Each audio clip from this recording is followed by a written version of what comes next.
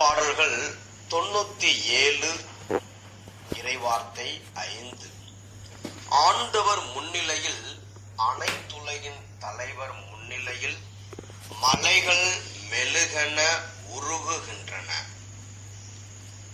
ஆம், ஆண்டவர் முன்னிலையில் அவருடைய பிரசனத்தில் மலைகள் எப்படி உருகுகின்றன?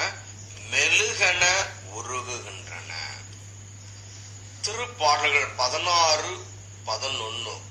வாழ்வின் வழியை நான் அறியச் செய்வீர், உமது முன்னிலையில் எனக்கு நிறைவான மகிழ்ச்சி உண்டு. அதான் உண்மையான மகிழ்ச்சி, நிலையான மகிழ்ச்சி. திருப்பாடல் 51:11 தாவீது சொல்லுகிறார், உமது முன்னிலையிலிருந்து என்னை தள்ளி விடாதேயும், உமது தூய ஆவியை என்னிடமிருந்து எடுத்து விடாதேயும். ஆக எல்லாவற்றிற்கும் மேலாக நாம் இறை பிரசனத்தில் இருப்பதுதான் ஞானமான செயல். நமக்கு கஷ்டங்கள் வரலாம், துன்பங்கள் வரலாம், நமக்கு மகிழ்ச்சி வரலாம், வெற்றி வரலாம், தோல்வி வரலாம். உலகம் நம்மை ஏற்றுக்கொள்ளும் அல்லது தோற்றும் அல்லது மகிழ்ச்சியாக இருக்கும். எந்த சூழ்நிலையிலும் நாம் இறை பிரசனத்தை நாடுகிறவர்களாக இருக்க வேண்டும். இறை பிரசனத்தை நாட வேண்டும். விவிலியத்திலே நாம் பார்க்கிறோம், மோசே அவர் லட்சக்கணக்கான மக்களை கூட்டிக் கொண்டு வருகிறார். எகிப்து தேசத்திலிருந்து கூட்டிட்டு வர்றாரு. ஒரு பெரிய தலைவராக, ஒரு இறைவாக்கினராக. அப்படி அழைத்து கொண்டு வரும் பொழுது அவர் இறை பிரசனத்தை நாடுகிறார். விடுதலை பயணம் 24:15 முதல் 18 வரை. பின்னர் மோசே மலை மேல் ஏறி செல்ல ஒரு மேகம் மலையை மூடிற்று. ஆண்டவரின் மாட்சி சீனாய் மலை மேல் தங்கிற்று. மேகம் மலையை 6 நாள்களாக மூடி இருந்தது. 7ஆம் நாள் அவர் மேகத்தின் நடுவினின்று மோசேயை அழைத்தார். மலை உச்சியில் ஆண்டவரது மாட்சியின் காட்சி பற்றி எரியும் நெருப்பு போன்று இஸ்ராயேல் மக்களின் கண்களுக்கு தெரிந்தது. மோசே மேகத்தின் இடையே புகுந்து மலை மேல் ஏறி சென்றார். மோசே மலையில் 40 பகலும் 40 இரவும் தங்கியிருந்தார். பாருங்க, 40 பகலும் 40 இரவும் அந்த மலையிலேயே தங்கியிருக்கிறார். இறை பிரசனத்திலேயே தங்கியிருக்கிறார். அவருக்கு வேலை இல்லைன்னு இல்லை, அல்லது அவருக்கென்று மக்கள் இல்லை என்றால் இல்லை. அவருக்கென்று குடும்பம் இருக்கிறது, வேலை இருக்கிறது, அவரை தேடி வந்திருக்க மக்கள் இருக்கிறார்கள். இவற்றிற்கு மத்தியிலே மோசே இறை பிரசனத்திலே தங்கி இருக்கிறார். ஆக நமக்கும் வேலைகள் இருக்கலாம், குடும்பம் இருக்கலாம், பல விதமான காரியங்கள் இருக்கலாம். ஆனாலும் அதற்கு மத்தியிலும் நாம் இறை பிரசனத்தையே நாட வேண்டும். இல்லை எனக்கு வேலை இருக்குது, நான் போகணும், நான் அந்த வேலை இந்த வேலை என்னால் வர முடியாது என்று நாம் சொல்ல முடியாது. அப்படி நாம் சொல்லி கொண்டிருந்தோம் என்றால் கடைசி வரையிலும் நமக்கு நேரம் கிடைக்காது. கடைசி வரையிலும் நாம் இறை பிரசனத்தை நாடாமலே இருந்து விடுவோம், உலகத்திலேயே மூழ்கி விடுவோம். ஆக மோசேயே அவ்வளவு லட்சக்கணக்கான மக்களை நடத்தி வருகிற ஒரு தலைவன், ஒரு நாயகன், அவரே இறை பிரசனத்தை நாடி சென்றார்னா நாம் எம்மாத்திரம் நாம் இறை பிரசனத்தை நாட வேண்டும். ஒவ்வொரு நாளும் அதிகாலையிலேயே, ஒவ்வொரு நாளும், ஒவ்வொரு நிமிடமும், எப்பொழுதும். அதுதான் ஞானமான செயல். திருத்துதர் பணி 10வது அதிகாரம் 10-11. அவருக்கு பசி உண்டாயிற்று, பேதுருவுக்கு பசி உண்டாயிற்று. அவர் உணவருந்த விரும்பினார். உணவு தயாராகி கொண்டிருக்கும் போது அவர் மெய்மறந்த நிலைக்குள்ளானார். வானம் திறந்திருப்பதையும் பெரிய கப்பற்பாய் போன்றதொரு விரிப்பு 4 முனைகளிலும் கட்டப்பட்டு தரையில் இறங்கப்படுவதை கண்டார். ஆக பேதுருக்கு பசி. அந்த பசி நேரத்திலே சாப்பிடலான்னு பார்த்தா சாப்பாடு இல்லை. அப்பதான் சமைச்சிட்டு இருக்காங்க. உடனே என்ன செஞ்சாரு?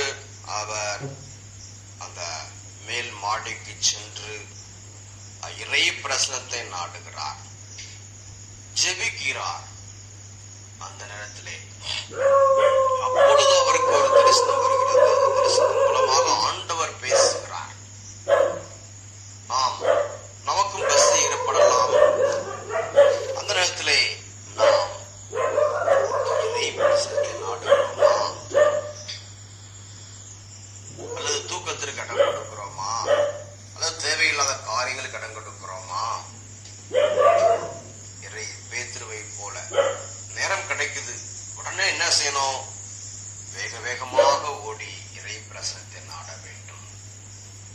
அலுவலகத்துல வேலை பார்க்கறீங்க, ஒரு பிரேக் டைம் கிடைக்குது, உடனே இறை பிரசனத்தை நாட வேண்டும். காலேஜ்ல படிக்கிறீங்க, ஸ்கூல்ல படிக்கிறீங்க, இன்டர்வல் பீரியட் அல்லது இப்ப சாப்பாட்டு நேரம், உடனடியாக இறை பிரசனத்தை நாட வேண்டும். ஜெபத்திற்கு நேரத்தை கொடுக்க வேண்டும். இறைவனோடு தங்குவதற்கு இருப்பதற்கு நாம் நேரம் கொடுக்கணும். அப்பொழுது ஆண்டவர் பேசுவார், ஆண்டவர் வழிநடத்துவார், ஆண்டவர் நமக்கு வலிமையும் உறுதியையும் தருவார். அதான் மோசேயுடைய வாழ்விலே பார்க்கிறோம், பேதுருவின் வாழ்விலே பார்க்கிறோம். பழைய ஏற்பாட்டிலும் சரி, புதிய ஏற்பாட்டிலும் சரி, பெரிய பெரிய காரியங்கள், வல்லமையான காரியங்கள் நம் மூலமாக நடக்க வேண்டும். அற்புத காரியங்கள், ஆச்சரிய காரியங்கள் நடக்க வேண்டும். ஆசீர்வாதங்கள் அதிகமாக பெற வேண்டும் என்றால் மோசேயை போல, பேதுருவை போல இறை பிரசனத்தை நாடுவோம். திருப்பாடல்கள் 105:4 ஆண்டவரையும் அவரது ஆற்றலையும் தேடுங்கள், அவரது திருமுகத்தை இடையராது நாடுங்கள். இறைச்சட்டம் 4:29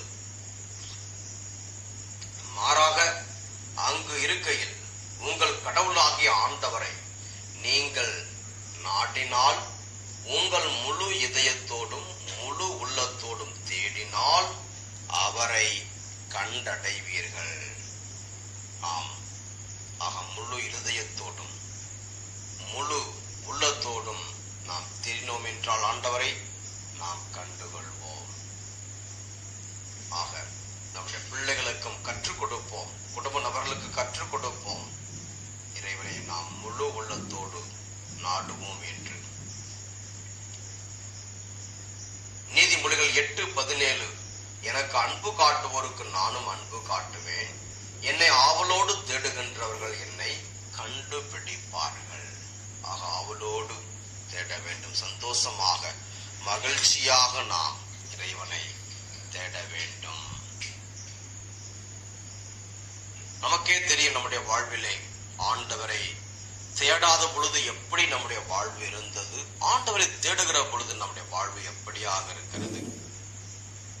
முக்கியமாக மகிழ்ச்சி, சமாதானத்தோடு நம்மால் இருக்க முடியும், மகிழ்ச்சியோடு இருக்க முடியும், ஆரோக்கியத்தோடு நம்முடைய தேவைகள் சந்திக்கப்படும்.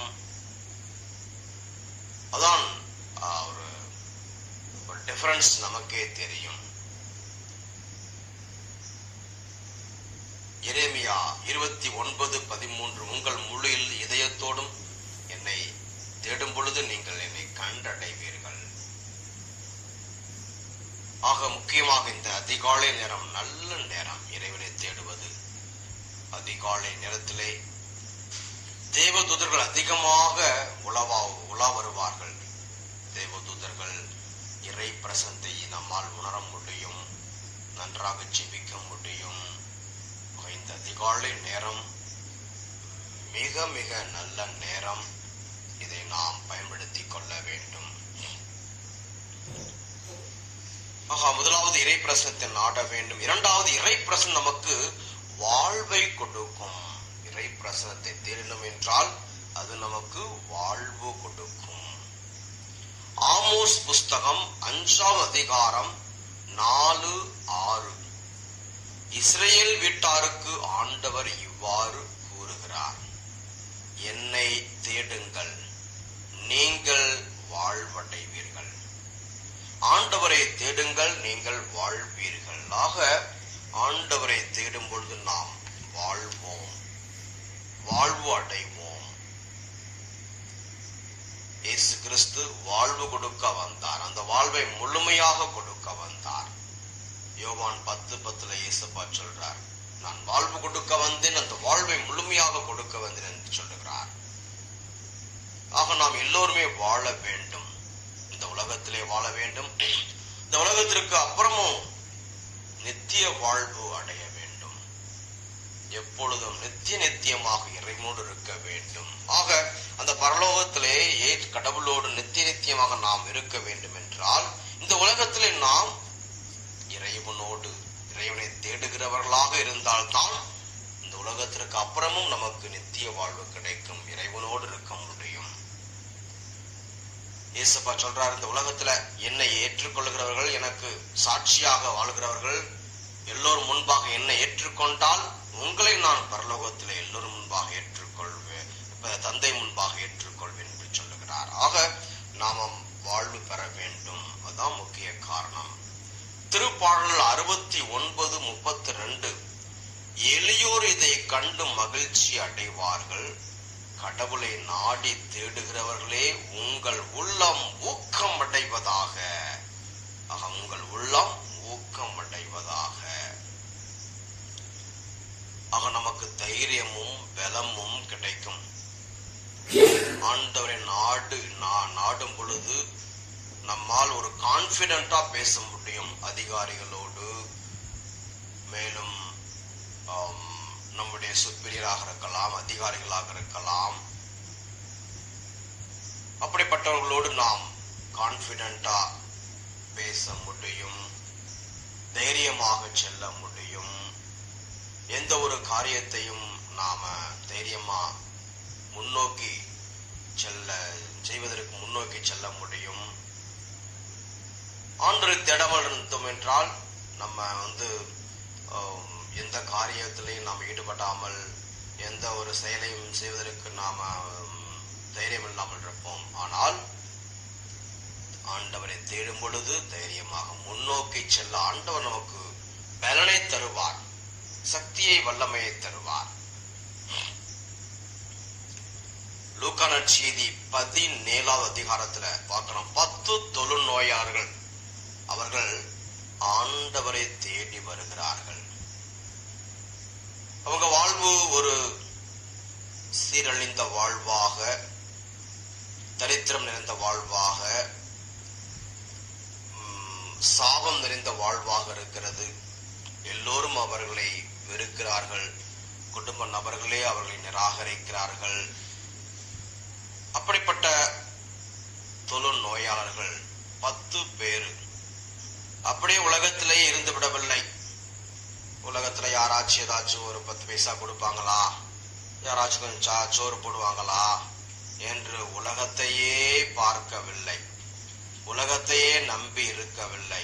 மாறாக அந்த 10 தொழு நோயாளர்கள் ஒரு நாள் என்ன செஞ்சாங்கன்னா, நம்ம இயேசுவை தேடி செல்வோம், இயேசுவின் பிரசனத்தை தேடி செல்வோம் என்று ஒரு முடிவு எடுத்தார்கள். அவங்களுக்குள்ளே பேசி இருக்கலாம், இன்னைக்கு போகலாம், இந்த நாள் நம்ம போலாம், நம்ம எல்லாம் ரெடியா இருப்போம் என்று பேசி வைத்து இயேசுவை தேடி வந்தார்கள். அப்ப அவங்க தூரத்தில் நின்றுகிட்டு லூக்கா 17:12 10 தொழுநோயாளர்கள் ஒரு ஊருக்குள் வந்த பொழுது 10 தொழுநோயாளர்கள் அவருக்கு எதிர்கொண்டு வந்து தூரத்தில் நின்று கொண்டு, ஐயா இயேசுவே எங்களுக்கு இறங்கும் என்று உரக்க குரல் எழுப்பி வேண்டினார்கள். இயேசு அவர்களை பார்த்து, நீங்கள் போய் உங்களை குருக்களிடம் காண்பியுங்கள் என்றார். அவ்வாறே அவர்கள் புறப்பட்டு போகும்போது அவர்கள் நோய் நீங்கிற்று. பாருங்க, அவங்க திரும்பி புறப்பட்டு போகும் பொழுதே, நடந்து போய்கிட்டு இருக்கும் பொழுதே அவர்கள் நோய் நீங்கியது. ஆக இயேசுவை தேடி வந்தார்கள், இறை பிரசனத்தை தேடி வந்தார்கள், அவர்கள் வாழ்வு மாறியது. துக்கம் சந்தோஷமாக மாறியது. இதுவரை அவர்கள் மனதில் இருந்த அந்த காயங்கள், அவர்கள் மனதில் இருந்த அந்த ஆறாத காயம் மாறியது. இப்பொழுது அவர்கள் எல்லோரும் ஏற்றுக்கொள்கிறார்கள். இப்பொழுது அவர்கள் சமுதாயத்திலே மகிழ்ச்சியாக செல்ல முடியும், பேச முடியும். நிரந்தரமான ஒரு பிரச்சனை மாறியது. ஆக நிரந்தரமான பிரச்சனை, பிறந்ததிலிருந்தே ஒரு பிரச்சனை இருக்குது, மாற்ற முடியாத பிரச்சனையா? அதற்கு ஒரே வழி இயேசுவின் பிரசன்னம், கடவுளின் பிரசன்னம்.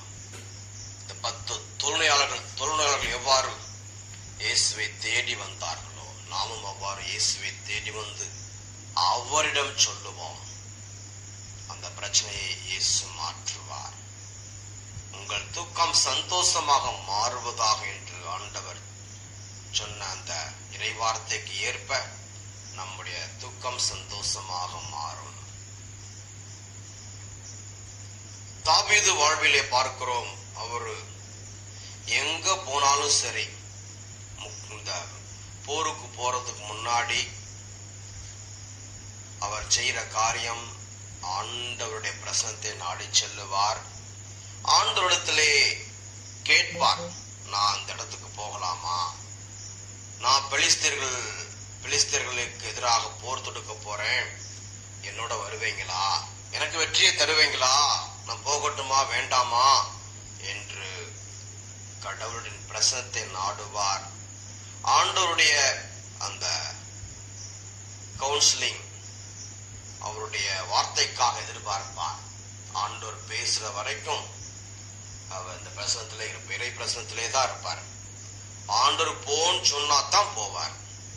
அதற்கு ரெஃபரன்ஸ் 1 குறிப்பேடு அதிகாரம் 14 இறை வார்த்தை 18 முதல் 17 வரை அங்கு வாசித்தோம் என்றால் இதுதான் இந்த காரியம்தான் அங்கே பார்க்கிறோம். முக்கியமான வசனம் 10வது வசனம், 1 குறிப்பேடு 14:10. தாவீது கடவுளிடம், நான் பெலிஸ்தியரை எதிர்த்து செல்லலாமா, அவர்களை என் கையில் ஒப்புவிப்பீரா என்று கேட்டார். ஆண்டவர் அவருக்கு பதிலுரையாக, போ, அவர்களை உன் கையில் ஒப்புவிப்பேன் என்றார். தாவீதும் அவர் ஆள்களும் பாகால் பெராசிமுக்கு வந்து அவர்களை அங்கே முறியடித்தார். வெள்ளம் அடித்துக் கொண்டு போவது போல கடவுள் என் எதிரிகளை என் கைவன்மையால் அழித்து விட்டார் என்றார் தாவீது. அதன் காரணமாக அவ்விடத்திற்கு பாகால் பெராசிம் என்று பெயரிட்டனர். பாருங்க, வெற்றிக்கு மேல் வெற்றி ஆண்டவர் தாவீதுக்கு கொடுக்கிறார். காரணம், இறை பிரசனத்தை நாடுகிறதினால். வசனம் 17. தாவீதின் புகழ் எல்லா நாடுகளிலும் பரவியது. அனைத்து மக்களினங்களும் அவருக்கு அஞ்சி நடுங்கும்படி ஆண்டவர் செய்தார். நீங்க அது மாதிரி ஒவ்வொரு நாளும் அதிகாலையிலே ஆண்டவரை தேடி இதே போல தேடிக்கொண்டிருந்தீர்கள் என்றால் உங்கள் குடும்ப நபர்கள் உங்கள் மீது ஒரு தனி மரியாதை வைப்பார்கள். உங்களுக்கென்று தனி கௌரவம் உங்கள் குடும்ப நபர்கள் உறவினர்கள் மத்தியிலே ஒரு தனி கௌரவம் மரியாதை. எல்லோரிடமும் பேசுவதை போல உங்களிடம் பேச மாட்டார்கள். எல்லோரையும் பார்த்து நகைப்பது அல்லது கேலி செய்வது அல்லது உலக பிரகாரமாக பேசுவது போல உங்களை பார்த்து பேச மாட்டார்கள். பார்த்தாலுமே ஒரு ஸ்பிரிச்சுவல் ஃபியர் என்று சொல்லுவார்கள். ஸ்பிரிச்சுவல் ஃபியர் இருக்கும். ஆக அப்படி நாம் ஒரு கௌரவமான வாழ்வு வாழ இந்த உலகத்திலே நாம் இறைவனை நாட வேண்டும். தாவீதை போல, அந்த 10 தொழுநோயாளர்களை போல இறைவனுடைய பிரசனத்தை நாடுவோம். மூன்றாவதாக, இறை பிரசனம் நமக்கு மகிழ்ச்சியை தரும். மகிழ்ச்சி. எசையா 35:10. ஆண்டவரால் விடுவிக்கப்பட்டோர் திரும்பி வருவர், மகிழ்ந்து பாடிக்கொண்டே சீயோனுக்கு வருவர். அவர்கள் முகம் என்றும் உள்ள மகிழ்ச்சியால் மலர்ந்திருக்கும். அவர்கள் மகிழ்ச்சியும் பூரிப்பும் அடைவார்கள். துன்பமும் துயரமும் பறந்தோடும். துன்பமும் துயரமும் பறந்தோடும். இறை பிரசனத்தில் இருக்கும் பொழுது, மக்கள் மத்தியிலே இருக்கும் பொழுது, மக்களோடு பேசிக் கொண்டிருக்கும் எப்பொழுதும் அந்த யாரோ எப்போ அவமானப்படுத்தினாங்க, யாரோ எப்பவோ ஏதோ ஒரு வார்த்தையை சொல்லிட்டாங்க, அதவே திரும்ப பேசி பேசி பேசி ஞாபகப்படுத்துறது. அப்ப நமக்கு மனதிற்கு துன்பம் தான், மனதிற்கு துயரம், சந்தோஷமாக இருக்க முடியாது.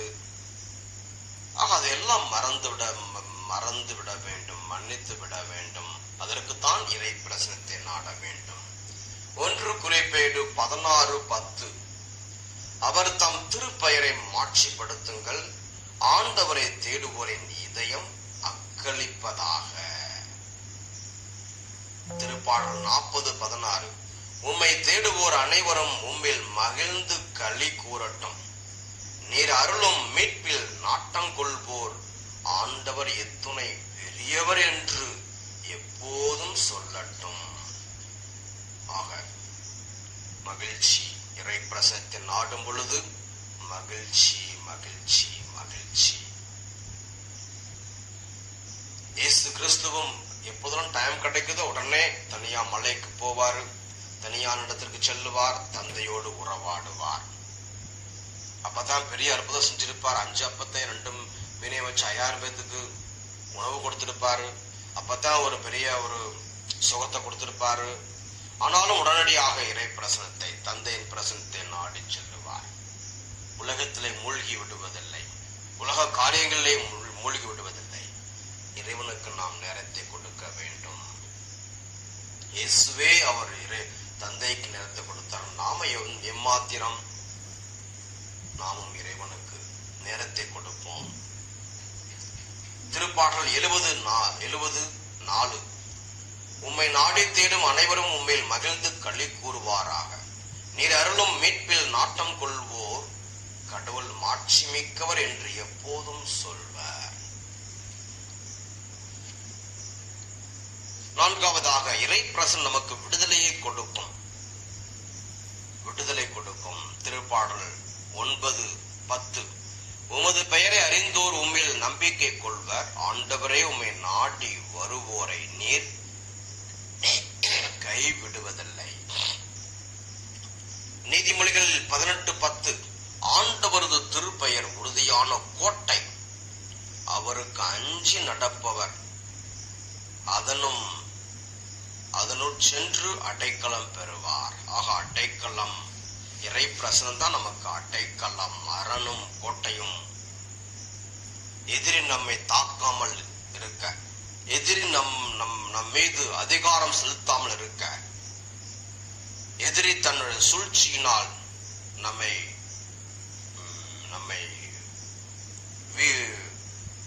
தாக்காமல் இருப்பதற்கு நாம எங்கு ஓடணும்? இறை பிரசனத்தை நாடி ஓடணும். இறை பிரசனம் தான் நமக்கு கோட்டை.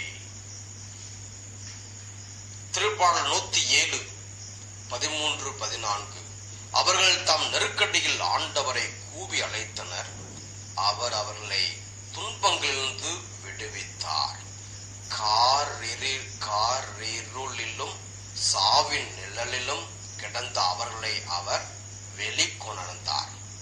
அவர்களை பிணித்திருந்த தலைகளை தகர்த்தெறிந்தார். ஆக இதுதான் காரியம். ஒரு பெண் 18 வருடங்களா கூனியா இருக்கிறாங்க. கூனி 18 வருடங்கள். அப்படிப்பட்ட கூனி என்ன செய்தால் இறைவனை தேடி சென்றார். இறை வார்த்தையை கேட்பதற்கு இறைவனை தேடி செல்லுகிறார். ஆலயத்தில் இறை வார்த்தையை கேட்கின்றார். இயேசுவும் அங்கு இருக்கிறார். இயேசு இறை வார்த்தையை போதிக்கின்றார். அப்பொழுது இயேசு இந்த பெண்ணை பார்த்து அவருடைய கூனி முதுகிலே அந்த கை வைத்து ஜெபிக்கிறார். எப்பொழுது இயேசு கை வைத்தாரோ அந்த மாறியது, நிமிர்ந்து நின்றாள். எத்தனை வருடங்கள்? 18 வருடமாக இருந்த பிரச்சனை ஒரு நொடியில் மாறிவிட்டது. காரணம், இறை பிரசனத்தை தேடி வந்ததால். ஆகவே அதான் நமக்கும் சொல்லுகிறார், இந்த நாளிலே உங்கள் குடும்பத்திலே ஆண்டாண்டு காலமாக கடன் பிரச்சனை இருக்கலாம், அல்லது வழி வழியாக வியாதிகள் இருக்கலாம். எங்க அப்பாவுக்கு இருந்துச்சு, எங்க தாத்தாவுக்கு இருந்துச்சு, எங்க முத்தாத்தாவுக்கு இருந்துச்சு இந்த வியாதி, சுகர் வியாதி, அதனால எங்களுக்கு இருக்குதுன்ட்டு ஒரு சொல்லுவாங்க. அது ஒரு சாபம். அதை ஆண்டவர் அதிலிருந்து விடுதலை கொடுப்பார். அல்லது எங்கள் குடும்பத்தில் இப்படிப்பட்ட ஒரு காரியம் எப்பொழுதும் இருக்கும், அதிலிருந்து ஆண்டவர் விடுதலை கொடுப்பார். ஆக எப்படிப்பட்ட பிரச்சனையாக இருந்தாலும், துன்பமாக இருந்தாலும், அதற்கு ஒரே வழி இறைவனை நாடுவது, இறை பிரசனத்தை நாடுவது. ஒரு குடும்பத்தில் இப்படித்தான் கணவன் குடித்துக் கொண்டிருக்கிறார், குடியிலே இருக்கிறார். ஆக எல்லோரும் கைவிட்டு விட்டார்கள். இவர் வாழ்வு அவ்வளவுதான், யாரு சொன்னாலும் திருந்த மாட்டாரு. இவர் டி அடிக்ஷன் சென்டருக்கு கூட்டிட்டு போனோம், அங்க ஒரு மாசம் வச்சிருந்து பார்த்தோம், அதுவும் திருந்தல. எவ்வளவோ மருந்து கொடுத்து பார்த்துட்டோம், திருந்தல.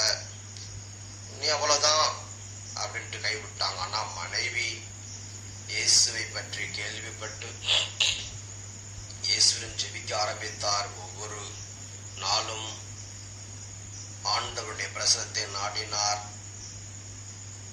உபவாசம் இருந்து ஜெபித்தார்.